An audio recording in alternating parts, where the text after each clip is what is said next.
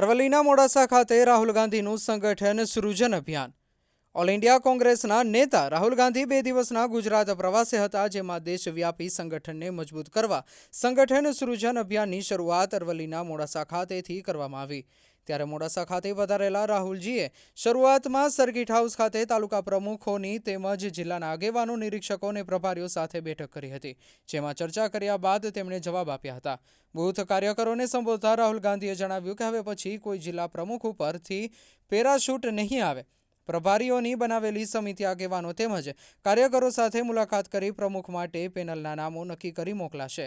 ત્યારે જિલ્લા પ્રમુખોને વધુ સત્તા અપાશે, કોઈની ભલામણથી હોદ્દો નહીં મળે। ચૂંટાયેલા ધારાસભ્યો કે સાંસદ સભ્યોના બૂથમાં કે વિસ્તારમાં મત નહીં મળે તો તેમને કોઈ જવાબદારી નહીં સોંપાય।